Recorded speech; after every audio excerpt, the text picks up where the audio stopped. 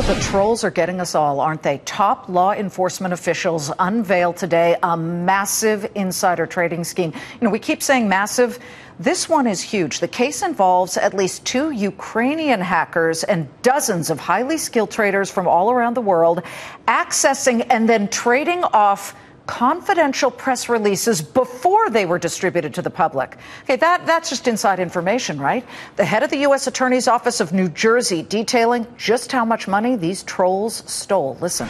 We allege that the conspirators stole more than 100,000 news releases, traded ahead of more than 800 company releases, and made more than $30 million.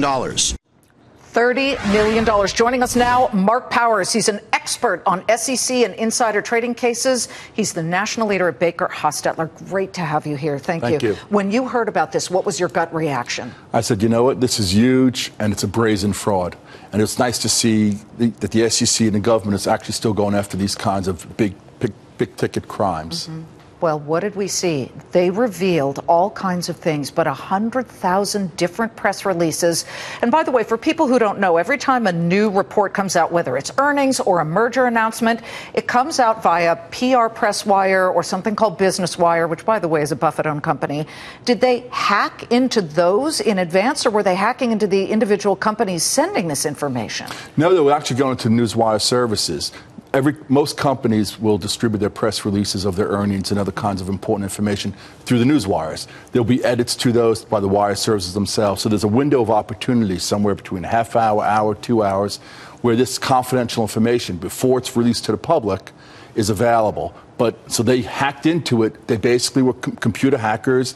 They basically used different kind of deception that was charged by the SEC. And then they'd read, say, for example, that VeriSign or some company was going to announce something great, and in advance, if it felt that they were going to have the company go higher or lower in the stock price, they would then trade ahead of that.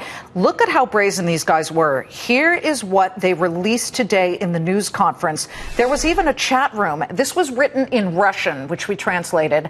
I am hacking prnewswire.com. These Ukrainians, these Russians, these Novo-Russians, because, listen, I'm half Ukrainian, so I would know these things.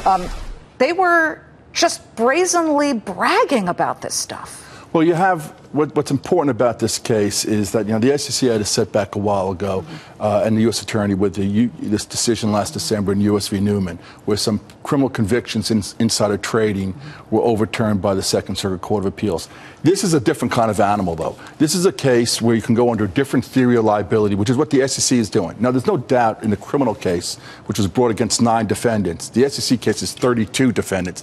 No question in the criminal case there's theft, computer fraud, wire fraud, securities fraud. But the SEC case is solely based on insider trading. So what's interesting there is there was a decision a bunch of years ago in 2009 that said, you know, lying about the way you hack into someone's computer, which in this case with the news organizations, is deception. That's insider. That's a form of insider trading. No, they don't care. My final question, Marc. Can they get the money back? Can the SEC get the money back? Oh, well, a lot of the accounts, a lot of the, you know, they're at different brokers that they coordinate with. So they could freeze. They're going to freeze a lot of the assets. I wouldn't be surprised if they don't get hundreds, you know, $10, $20, $30 million back at a minimum.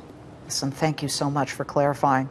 BakerHostetler, one of the top law firms in the world. Marc Powers is the national leader there. Thank you very much. Of the securities practice. Of the securities practice. The head of my law firm would feel differently. You don't want to let me promote you? You can. You can. I want to promote you. Thank you very much.